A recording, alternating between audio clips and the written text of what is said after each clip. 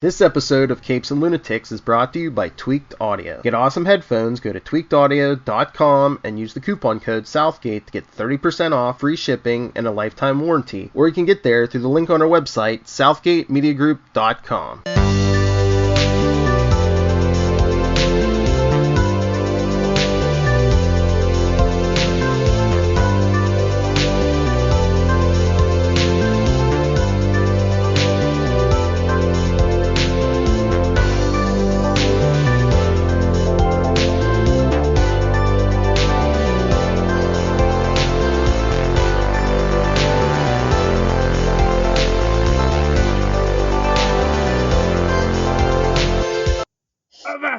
Hearties, and welcome to Full Stream Ahead. Arr! I am your host, Charlie, the Professor Esser, and with me, as always, is my skinny rich friend. Yeah, it's Mozz. Hello, Mozzie. First mate to the ship that is. Tonight's episode, I forgot what number we're on, but we're doing a new show.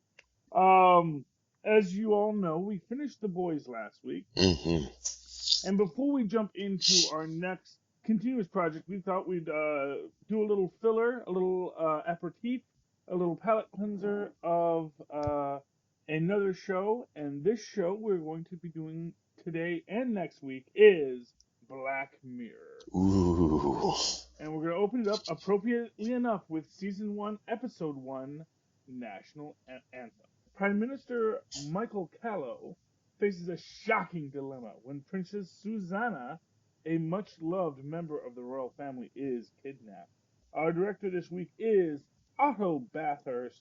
Charlie Brooker gets our written by credit, as well as our Twitter credit for this episode. And that's really until we get into the talent, which has, Rory Kinnear as Michael Callow, Lindsay Duncan as Alex Cairns, and so on and so forth. Here's what I want to say about this. I actually really loved this episode. I really felt this was, I know you said this episode doesn't get a lot of love from the fans. Yeah. I don't know why.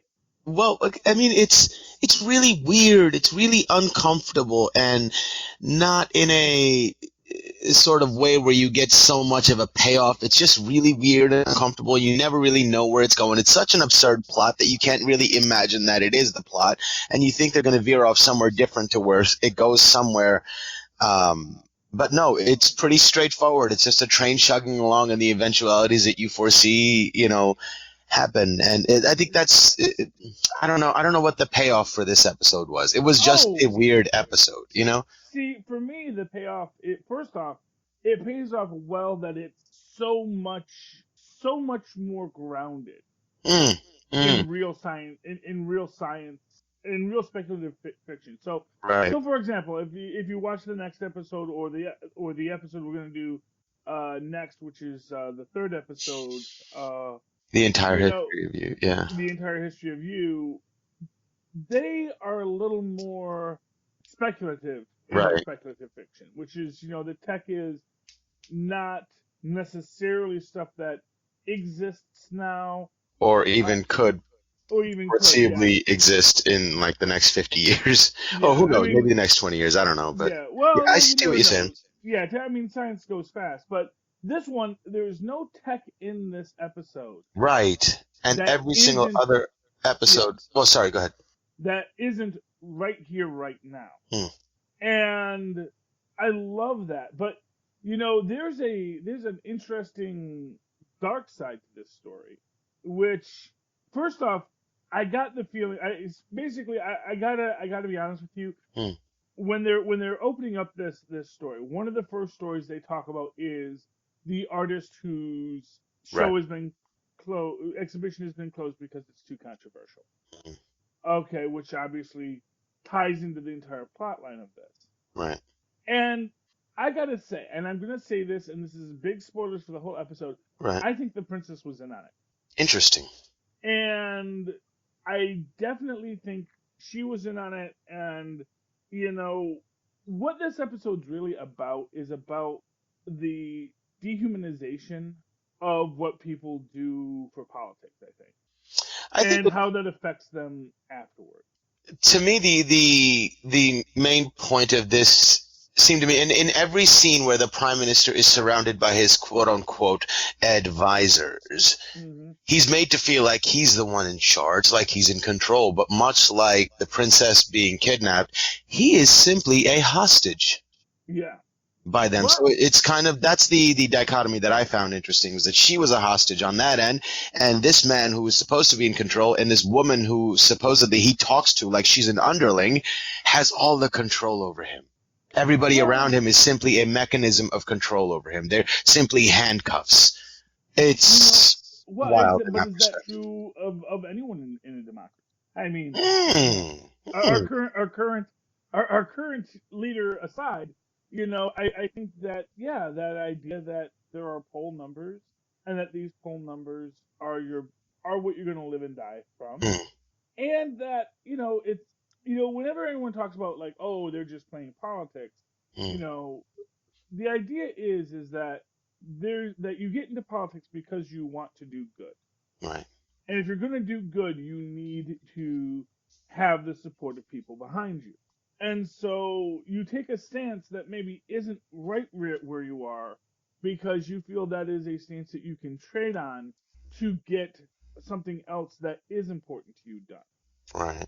So if you want to, and this is essentially the entire conflict in the modern Democratic Party right now, which is this idea that there are these ideals that people want, but how you get there is where things get to be complex and difficult. And can you get there without having the majority of people supporting you in this effort to get there? And that, I think, is what we're looking at here. Where here's this guy who he's going, and he is sitting here thinking, this can't be done. And then, of course, his advisor goes behind his back, and she gets her comeuppance in this as well. Both in the sense that she was trying to protect her leader, which was not her. Well, it is her job, but also not her job. That it's her job to find the guy, not her job to find a way to save this guy's sense of good faith, And of course, she's being exploitive in what she's doing, as she's hiring a porn star to commit the act. Or is her directive to protect the queen or protect the office? He's just a person serving in that office, and her job is to protect the office. He is simply secondary. And what I'll say is, if her job was simply to protect the princess. No, not the princess, but like the broader government, the image of the government. Well, but the idea is they would do this thing to convince the guy, and that would be essentially, it is just as damaging to the office if he does it or everyone thinks he did it.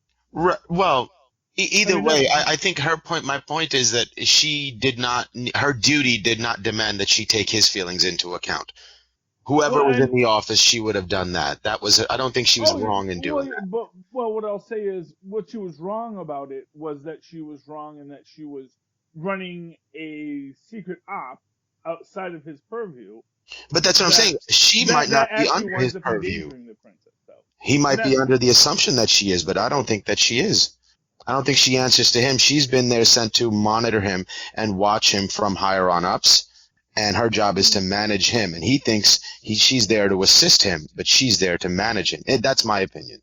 Well, and I think I would disagree in the sense Fair enough. that she clearly is showing a loyalty to him, because that's why she's doing this. It's out of loyalty. Because as I said, if it was simply a question of the deed, and her job was to, for whatever reason, protect things, him doing the deed or the porn star doing the deed is secondary.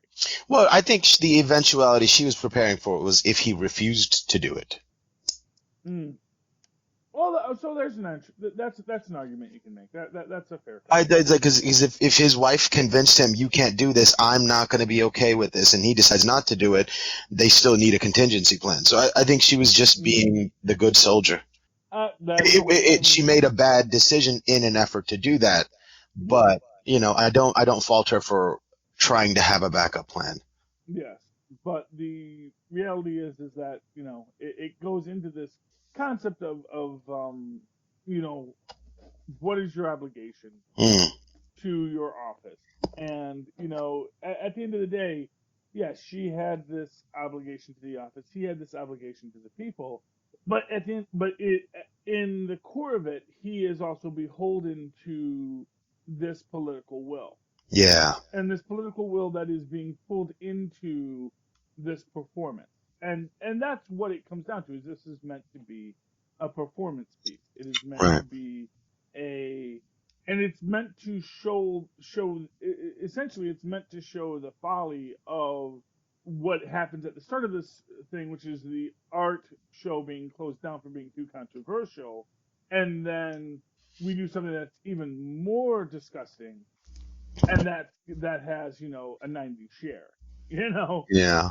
that everyone in the world is watching this, live streamed across the country, all this kind of stuff, across the planet, and it becomes this thing where it's the trolling of the entire world.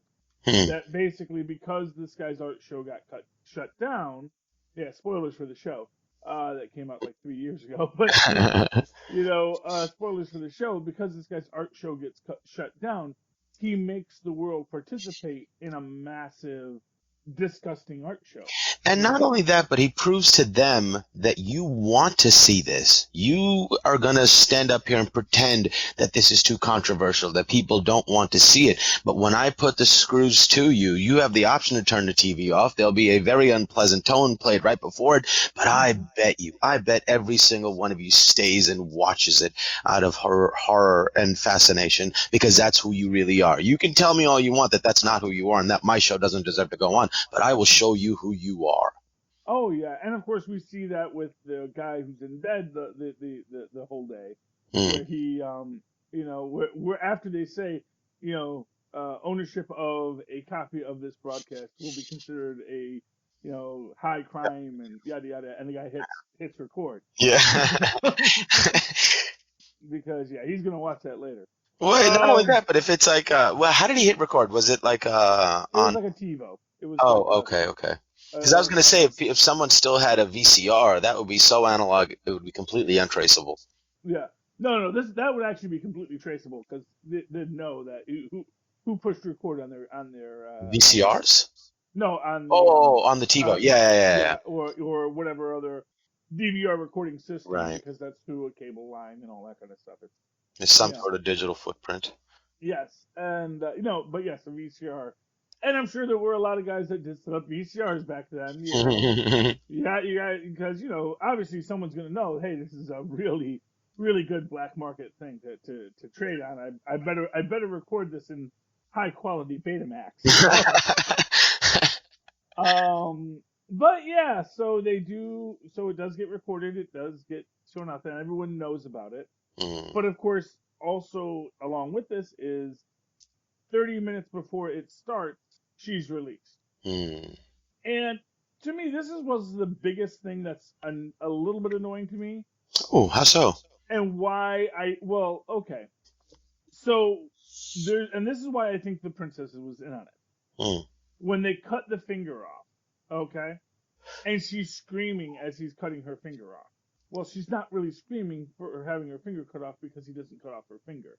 So she must have been in on it if she's screaming about the finger. See, to me, I didn't get that sense. I thought, to me, she was just so scared that they rubbed a knife against her finger and she just started screaming because they thought they were about to do it. And I think from the perspective of the artist, the point he was trying to make is that I'm not the bad guy. You are. I'll pretend to put you in this situation, but I really didn't want to hurt the princess. Look, I didn't hurt the princess, and I let her go beforehand. So just an extra thing to say that my whole point was to show that you would do it, and that the system is a little bonkers, and that you're all sick in the head for watching it, and you were going to blame me for it, and I'm going to make it so that it hurts even more because it was completely unnecessary for you to have done it. So it's almost like he's washing his hands clean. Like, I didn't do anything. You did. You're the bad people. Oh yeah, well absolutely. Although I also kind of felt that they probably should have known that was an old dude's finger much faster. Oh my God. I mean, come on now. Yeah. Yeah. Yeah. You know, it's like that. First off, it doesn't look like. The second you see it, that does not look like, you know, a 20-something, you know, famous princess, finger. You know, that looks like an old dude's finger. Right. And not to say anything about like DNA analysis or anything, you know, or fingernail analysis. I don't know. Well, you know, I mean, I'm sure he did his nail up nice. You know. Oh, maybe that'd be interesting. You know? Get a nice little clear polish. Yeah.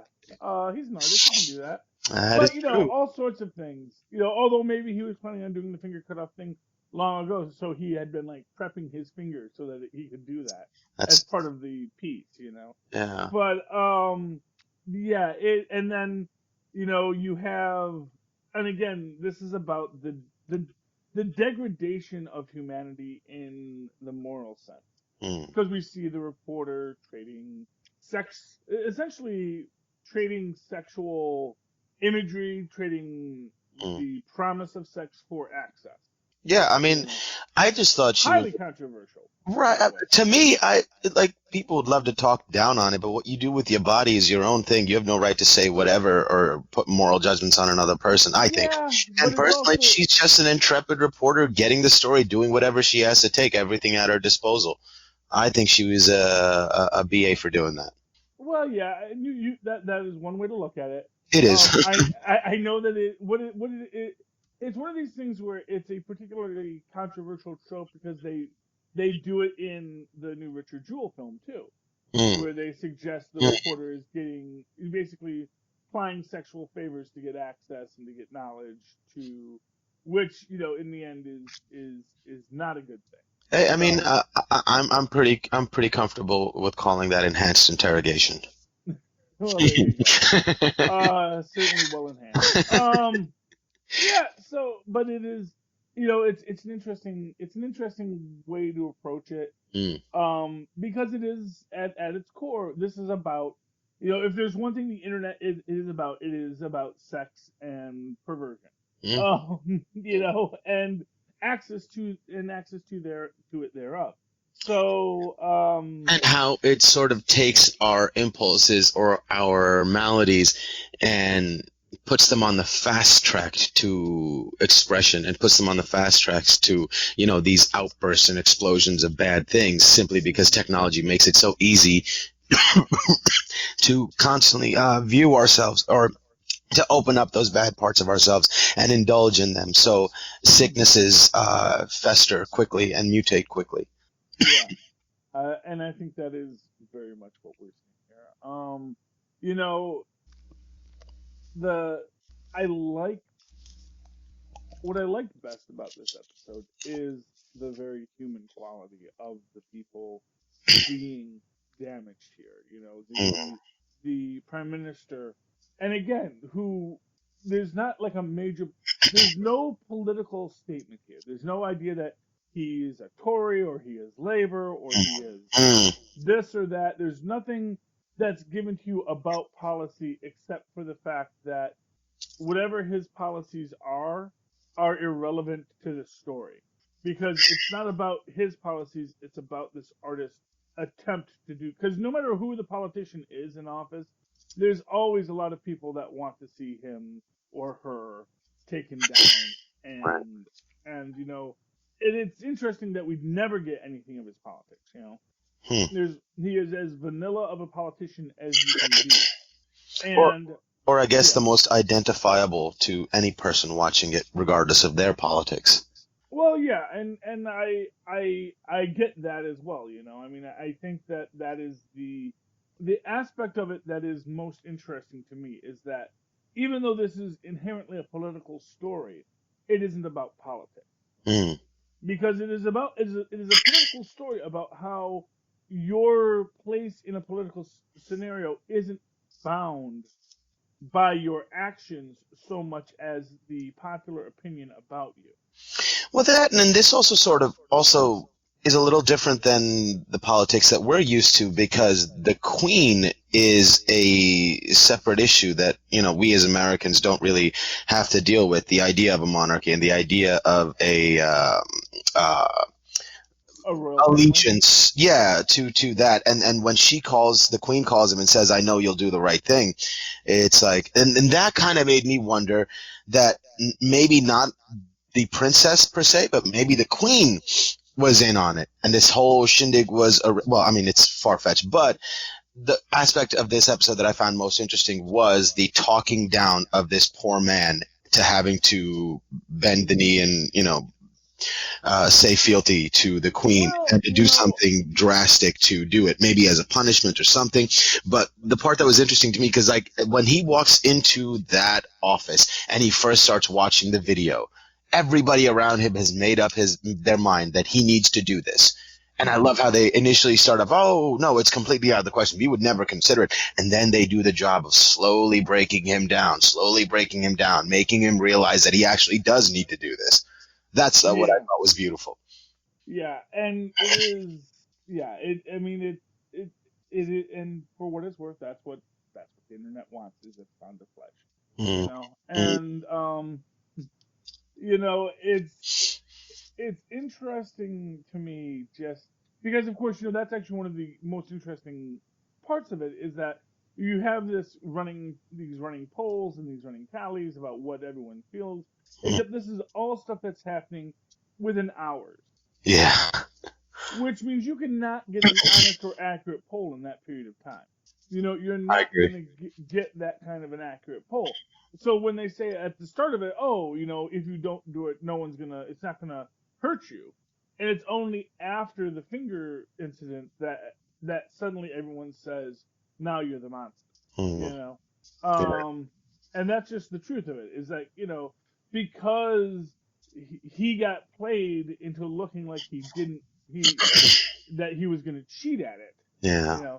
They could respect, that basically the idea being that people could respect him for having a moral stance on it, but they couldn't respect him for cheating on it. Yeah.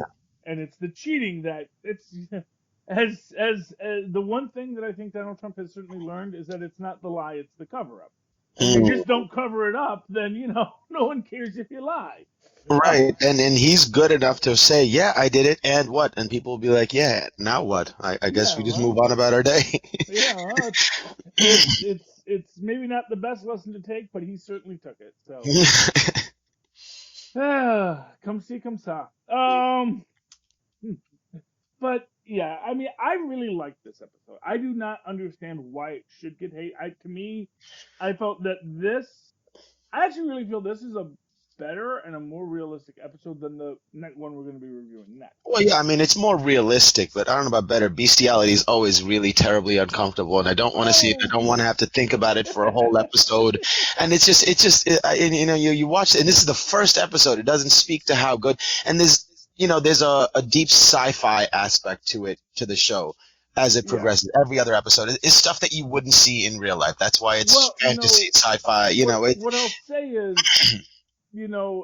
what I liked about it is, again, it's because sci-fi is not supposed to be realistic, and the rest of the whole series is sci-fi. This isn't. This is more of like a social. Sci-fi is supposed to be realistic. It's supposed to be about what is the social quality of scientific progress. Right, and but bled through the eyes of like saying that it's all the technology that exists now makes it better. I don't know if I buy that, because sci-fi isn't necessarily supposed to be simply about what's already existing. There's supposed to be some wonder as to like what possibly could be, or going farther. Yeah, I guess the argument that you can make is this is speculative. So, for example, as an example, you can look at technology today, and you can look at technology 60 years ago, and will you see things that are dramatically different? So, as an example, if you read Fahrenheit 451, there's the talk about these seashells. Everyone has these seashells in their ears that fill their minds with music or noise or whatever. And, you look at that now and you go, oh, he's talking about like earbuds. How that's so advanced.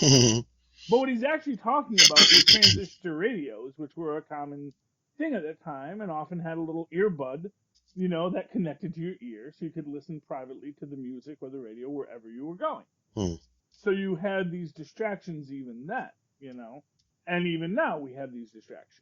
And the technology may have gotten smaller or fancier, but it's not really dramatically different than what we had. And what is arguably different is that because it's now so much smaller and easier, we can carry these earbuds everywhere, and we can have that seashell in our ear all the time. And that, I think, is because it's so unobtrusive, it's something that we are seeing more and becomes more integrated into our lives. Now, the second episode, one we're not going to review, which is sort of very Fahrenheit 451-ish, where, you're living in the room and your room is just all TV screens. Yeah. But then it's like, oh, you have to pay to skip commercials Right. and all this kind of which is interesting. And again, that is a world that is maybe fake, Right. but also we can see ourselves in it because, again, it's going right back to that Fahrenheit 451 world. And all that was weird about that world was, oh, we had big screen TVs that took up your whole wall, which now they're actually making. Right. But it's not that the TV wall is that odd or that different. It's just a bigger and fancier way to do what already existed. Yeah, to me, that episode, it felt more like some of these absurdist plays that set up a world that is obviously not possible, not real, too ridiculous, but it's doing it as a metaphor to say something in an exaggerated way about us, taking it to the nth degree to make a point. So it's sort of like one of these things where it's not supposed to be terribly real, but it's supposed to use an unrealistic situation to put you in a situation where you get to ask yourself certain questions that you don't normally get to, or those questions don't have that much gravitas unless you put them in a ridiculous situation in order to be able to ask them, Well, but I guess what my point is what's so ridiculous about it.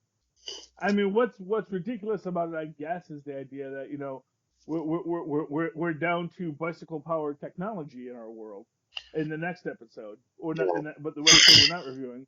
Yeah. Whereas in this one, it's not that yes, this is ridiculous. No one's going to kidnap a princess to make a prime minister, make love to a porcine creature. That's not something that's going to happen, except it's not something that couldn't happen. And the idea that, we may get to a point where, our lives are commodified, our data is what is the tradable currency, and that we get rewarded in credits for doing menial tasks to keep society functional, And that's not an unheard of idea. That's not an impossible concept. Who knows what the world's going to be like in 50, 60 years. Yeah. And who's going to be living in the bunkers. And if you're living in the bunkers, how are you powering the bunkers? Well, maybe we're powering the bunkers with our bicycle pedals. And then it's all about, what are you going to trade to get off the bicycle? But that's a whole other episode, not this one. But I think that in their pairing, one is that sort of ridiculous sci-fi, but this is essentially ridiculous social sci-fi. Right. It's just how society changes or behaves in a ridiculous way. Right. It's just the pig loving part was kind of uncomfortable, and that's why it's like if the rest of the show's going to be like this, I don't think I'm going to watch it. And for many people I talk to, they watch this episode, they're like, yeah, that's probably not for me. I don't know what people are talking about. And then years later, you go back to it, and you're like, oh, it's not always that grotesque or whatever. And then there's more interesting or more fun or more enjoyable stories to be had. Well, and this is, I guess to me, I like it because it reminds me of one of my favorite jokes, which was, I first heard it in a film called Funny Bones, which is one of Jerry Lewis's last films.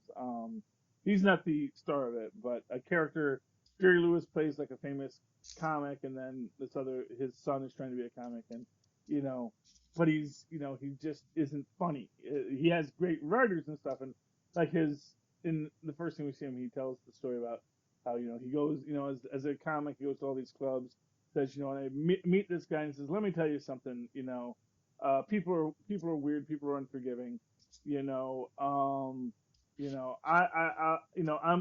a guy, I run this bar, I made this bar, I bring in all the top acts, I bring people from all around the world here, this is a great bar, everyone loves this bar, do you think people call me Joe the bartender, Joe the club owner? No, they don't, and before that, I was a farmer, I actually worked the earth in this town, made, did great things, growing great crops, won all sorts of awards for my for what I could produce at the county fairs.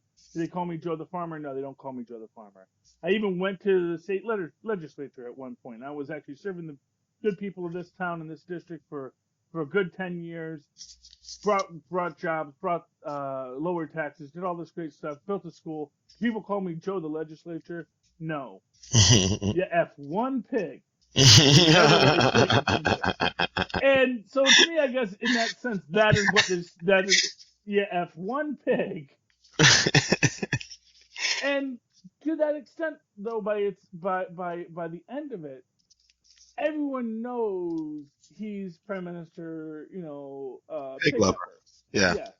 They know that's who he is, but at the same time, they're also letting him go on being a popular politician. It doesn't destroy his political career, although apparently his wife can't get over it. So. Right. His wife's like you. It's too much, Yeah. I was like, I think we're done with this show, honey. Yeah. I think we're done with this show. Okay, but that was our very first episode of Black Mirror. After we finish these shows, we're going to try and get something else off the internet from time to time. Another anthology show or something else, maybe even just a movie or whatever you have. But that's me and Mozz. And Mozz, how can people find you or reach you? Or do you have any final thoughts before we sign off? No, I think we covered the bulk of what we should have with this episode.